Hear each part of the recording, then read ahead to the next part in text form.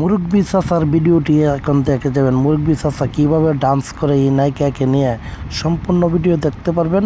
মুরব্বি চাচার ডান্স যদি ভালো লাগে অবশ্যই ভিডিওটি শেষ পর্যন্ত দেখেন। মুরব্বি চাচা এই নায়িকাকে নিয়ে কীভাবে ডান্স করে ভিডিওটি ভালো লাগলে সর্বোচ্চ শেয়ার করে দেবেন। ভিডিওতে অনেক আকর্ষণ দেখার মতো জিনিস আছে।